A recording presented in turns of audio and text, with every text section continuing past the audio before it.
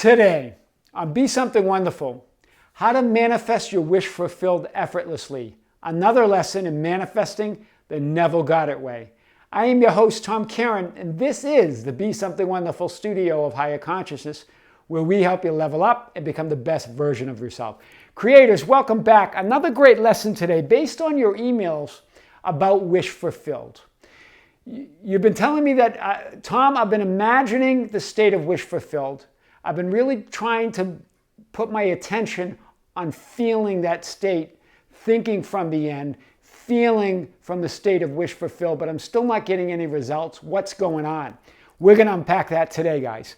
So the first thing I want to say, when Neville talks about getting in a state, imagining from the state of wish fulfilled, he talks about with a minimum amount of effort. In other words, effortlessly. That it's not an efforting process. Right? It's not about willpower or willing yourself in a state of wish fulfilled. That's what your conscious mind wants to do. That's what your ego, conscious, rational mind wants to do it with willpower, wants to wrestle your wish fulfilled to the ground. Right? Instead, you're using that Christ within you, that imagination, that power that power that is, was, and always will be. It's that power that is infinite, and that it's all powerful. It's all knowing, and it's everywhere. Using that God within. You don't think God struggles to create. God doesn't have to effortlessly create things. God doesn't have to doubt, doesn't have to fear. All of that is effort. So Neville talks about the law of reverse effort. The law of reverse effort says the more you try, the more you struggle, the more you want something, the further away you push it.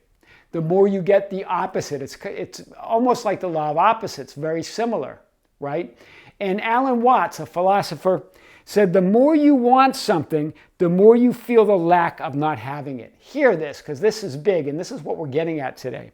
The more you want something, the more you feel the lack of not having it. In other words, the more you want love in your life, the lonelier and more unworthy you feel.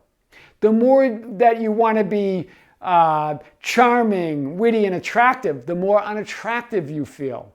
The more you want to chase health and want to be healthier, the more unhealthy you feel. You get the opposite. It's the law of reverse effect. And Alan Watts called this the backwards law, right? And Mark Manson, from the book The Subtle Art of Not Giving Enough, said, wanting a positive experience is a negative experience. Hear this. This is big. Wanting a positive experience, chasing a positive experience, chasing happiness is a negative experience. Chasing, pursuing, wanting, right? But on the other hand, accepting the negative, accepting what is a positive experience. This gets in the idea of acceptance again. Right? So what do we do? Well, what does Neville say? Neville says, here's what Neville says about imagining from your wish fulfilled. Knowing what you want, when you can conceive a scene that implies you have it, that objective becomes the pattern of your desire to unfold effortlessly. Conceive or construct that scene that indicates, that implies that your wish is already fulfilled. What are we doing instead of that? We're focusing on the wish. Hear this, this is big. So if you feel it's effort, if you feel it's struggle, if you feel you're trying to will it into place, it's because you're focused on the wish fulfilled. You're focused on the wish, not the state of wish fulfilled. There's a difference, right?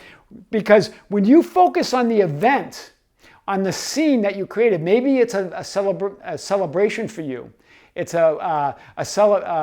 celebrating your achievement. Or maybe it's a housewarming where you're in your new house, right? Or maybe it's you're on a picnic with the one you love and you're talking about how it's amazing how you met. That's focused on a specific scene. That implies that your wish is fulfilled. But instead, you shift the focus to your wish. I wish I had her or him or them in my life. I wish I was rich. So you're not focusing on a scene that implies that you're rich. You're focusing on being rich. There's a difference. And this is what kicks in the law of reverse effort. The more you struggle, right? Alan Watts said that the best way to clear muddy water is to leave it alone, right? When you start kicking muddy water around, it gets muddier.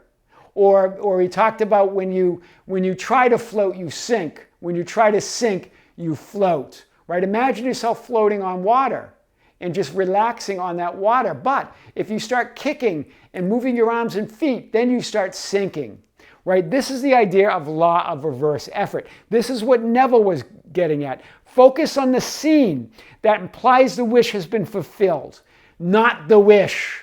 That's the big difference. Once you do that, you will see immediate results. You will feel that wish fulfilled. This is what changes everything, right? So if you're chasing love, if you're wanting love in your life, you are creating the opposite. You are reinforcing that unloving feeling. If you want health, if you want to be healthy, if you're chasing health, you are reinforcing feeling unhealthy. If you want to be loved, if you want attention, you are reinforcing feeling unworthy. Instead, let go. Accept everything. Make it effortlessly. Focus on the wish fulfilled. Focus on the events. Focus on things you would be doing. How would you be feeling? Then that shifts everything. That shifts you into the wish already being fulfilled. That shifts you into the end where your wish is there. This is big. This is Tom Kieran with the Be Something Wonderful Studio of Higher Consciousness, where we help you level up and become the best version of yourself.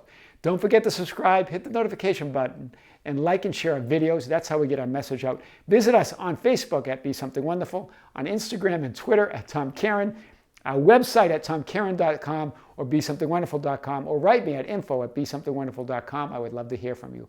Until next time, this is Tom with great love. See you soon.